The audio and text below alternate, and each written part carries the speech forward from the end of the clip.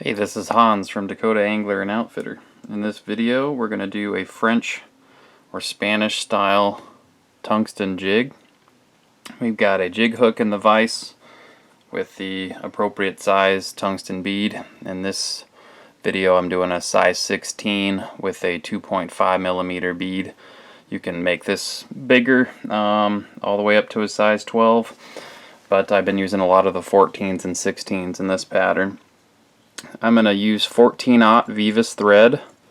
You can change the colors of the thread and then the body quills I'm going to use in this pattern to match the color scheme you want. This I'm going to do kind of a light yellow thread with a cream body. For the tail we're going to use Coq de Leon. I'm going to use brown, and I'm just going to start behind the bead. I'm going to tie in my fibers I've already trimmed a length.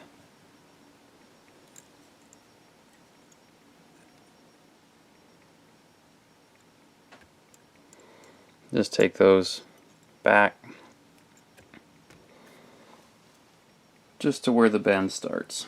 So now I'm going to take some veevus body quills, and I've got two different colors. I've got golden and I've got brown, and then I've got a piece of extra fine silver wire. I'm going to tie in all three of those at once. So I just got them all lined up here.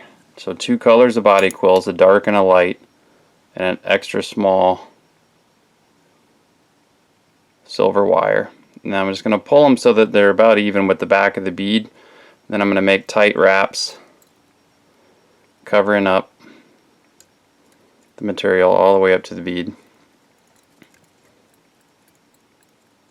Come back a little bit, cover up a couple things I missed, and then build a little taper as well.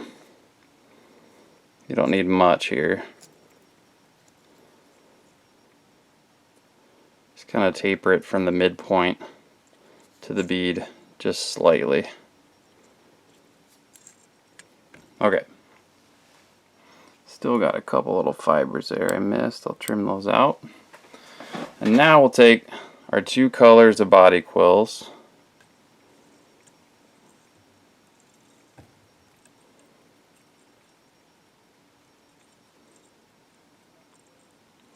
We're going to wrap those at the same time. And if you space them right, you'll notice you'll get a nice little kind of barring like you would with a natural quill by doing the two different colors at the same time.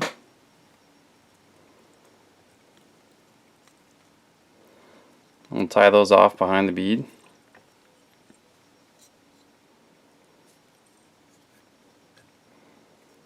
Trim off the excess, save it for your next pattern. We'll take our wire rib,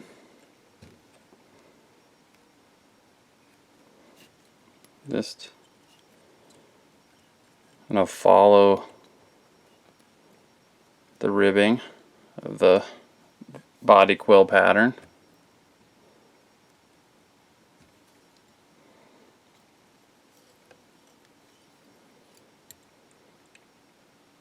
Tie off our wire. We can just wiggle that till it breaks. At this point I'm going to take a quick whip finish, trim off the excess, and then I'm going to switch to a bobbin that has some datum floss on it in a hot orange. I'm going to get a couple wraps on.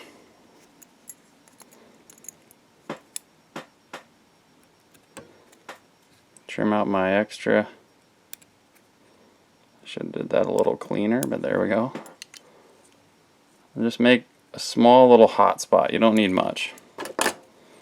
And then I'm going to do the same thing, a little 3-turn whip finish.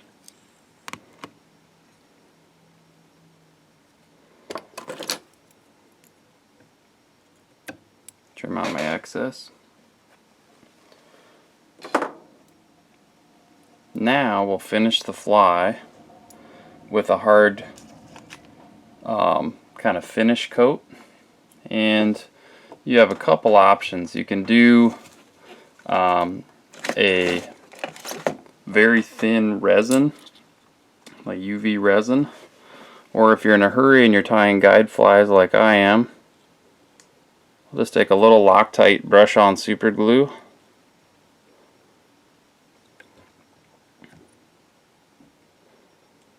Go around the whole fly till you got an even coat.